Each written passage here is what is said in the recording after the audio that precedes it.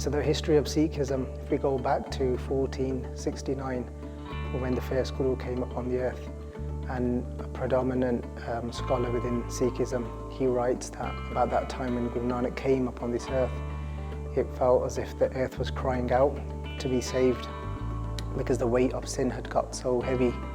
So it was like the people were crying out, and that's when Guru Nanak came to be that crying shoulder.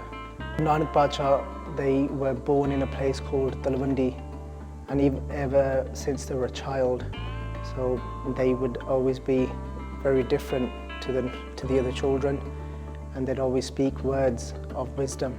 So even when they were first put into school, from a very early age, when the teacher asked them to learn the letters, asked Guru Nanak to learn the letters that they were learning the language of, and Guru Nanak instead asked that I want to learn what the letters mean, what they represent. And the teacher said that you just need to learn what the letters are.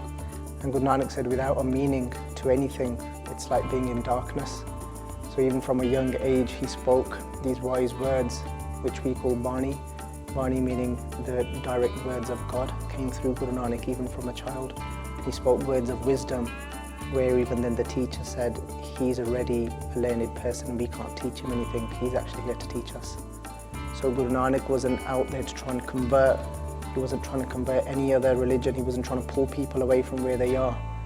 His message was simple: call out, connect to him through calling his name.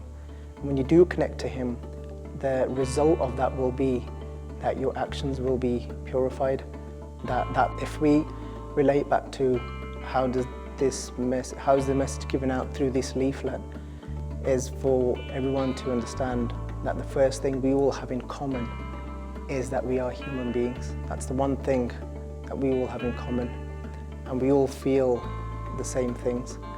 So what we're here to do is bring out that compassion through this leaflet to realize that we all are one, and which he blessed us with the 5 Ks, and which is our gears, our hair, and then he's given us a Ganga, which is the comb, and then we've been given the Gada, which is the steel bangle, the iron bangle, and then what we've got is the Kashara, which is the long shorts, and then we've got the 5th one, which is the Kirpan. So when we hear the word Vaisakhi, in actual fact, the Vaisakhi, what it is, it's the starting of a new month of an Indian calendar, and it's the time of harvest. And it happened to be that it was quite a popular day back in history, so it was easier to get everybody together on this particular day.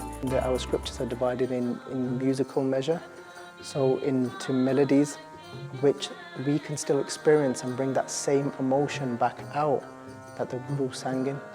So we're trusting our Guru to know that whatever he does and says for me is going to be perfect, and that's where I'm going to get complete happiness. So this day, in fact, it's actually surrendering yourself to the Guru and humbling yourself and letting go of your ego and taking on the Guru's way in our life.